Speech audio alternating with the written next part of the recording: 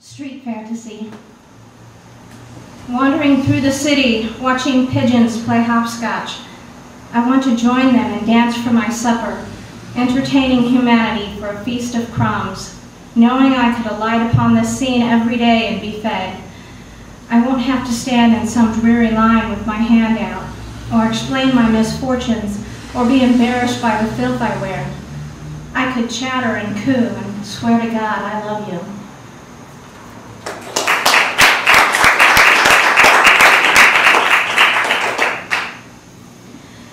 Kisses and caresses. You didn't know, but my kisses, whispering the softest of magic, were really a casting of spells, suffusing your spirit with enchantments, intended to keep you bound. And my caresses were laced with prayers, asking God to keep you strong and healthy, a man after his own heart. My slow fingers tracing every muscle and every scar.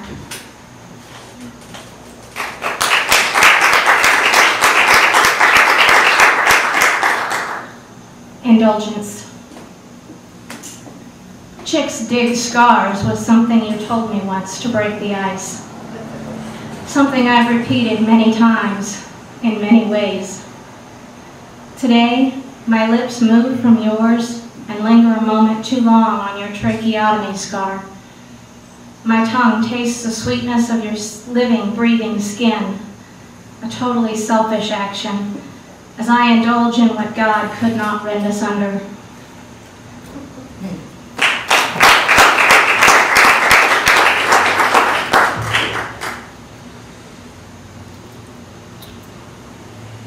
This one's called Billy Collins and You. Billy Collins falls in love with something every day. A wren, a flower, a dead mouse, easy affairs of the heart. And when the affairs are over and he simply eats the orange or finishes the wine, he dusts off the crooked painting and disposes of the dead mouse. What then? Another book deal? What did I fall in love with today? The glassy-eyed smirk you gave me when you woke up from surgery. Letting you sleep with the dog in our bed when I brought you home from the hospital. Fixing you hot potato soup for dinner, garnished with fresh jelly ham, roast beef, and provolone cheese. The same thing I fall in love with every day. I wonder how many people would buy a book of poetry called You.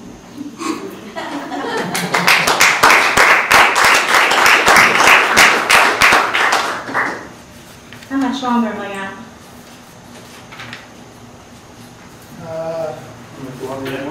Yeah, I think about 10 minutes, hopefully. Okay, this one is called He Kissed Me Full on the Mouth. And I want to dedicate it to last year's nasty flu season. He kissed me full on the mouth, knowing full well the danger. And for a brief moment of, oh, I don't know. What's a word for knowing in an instant that all is right in the world and whatever isn't doesn't matter? And knowing that it is just an instant, and before I blink, the world will have shifted back to normal. A brief moment of pause, maybe. And for a brief moment, I had all I ever wanted from life. Nothing else to long for, nothing else to regret. He kissed me full on the mouth, knowing full well the danger. And for a brief moment, being full of him, I was happy. I shivered with fever, drifting in and out of delirium, mumbling a great first line for a poem. He kissed me full on the mouth, knowing full well the danger.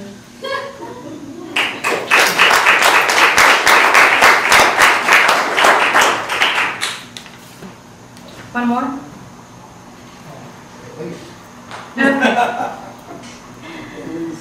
Shift gears just a bit. This is called a Mad Max moment. Honest to God, I saw something today that looked like a mechanical monster from Mad Max.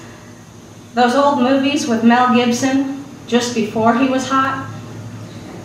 Anyway, I saw some sort of yellow and black beast barreling down the railroad tracks with ugly smoke bellowing up from the stomachs of the rail cars. if you can call them that.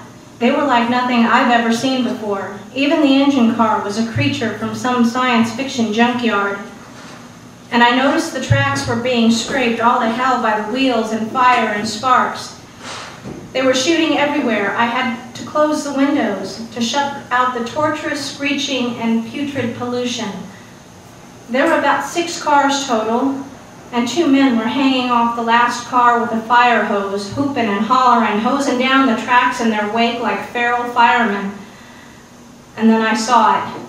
A big black and white pirate flag, replete with crossbones and a skull, waving proudly, and I knew instinctively that this was a sign of things to come.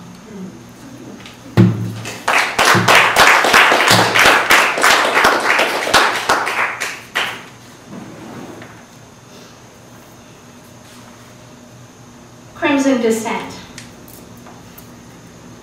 The crescent moon is on her back tonight. She will not grant us our lunacy and ignores our wanton begging. She has grown tired of our reckless assault against the night sky. She gazes into the stars and dreams of strange exotic planets with red sandy beaches, purple ocean tides, and silver whales worshiping her with electric song. She imagines pure, pristine gusts of wind, tickling speckled palm branches, dripping with intoxicating nectar, and winged men fluttering about naked.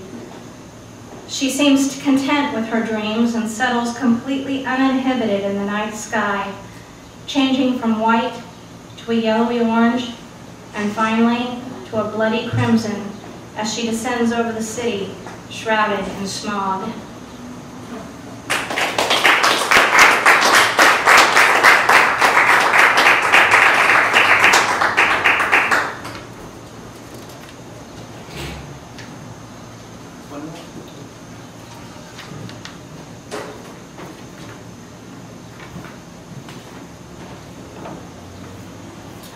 Okay, I have to do this one. It's kind of cute, but it's popular. Sunday Confession. It started with an innocent jest. A lady at church complimented my outfit. My husband took credit, saying, "I dressed her." He delivered the punch with finesse and easy timing. I blushed with a mix of pleasure and pride. Something about that moment stayed with me, a glow that burned somewhere between my heart and my stomach. I sighed with the knowledge that we were good together. We looked good together. We felt good together. Something about that moment overshadowed the joy of Sunday. I was no longer filled with the Spirit. I had lost my way, at least for the rest of the afternoon. Before the dust had a chance to settle in our driveway, he had undressed me.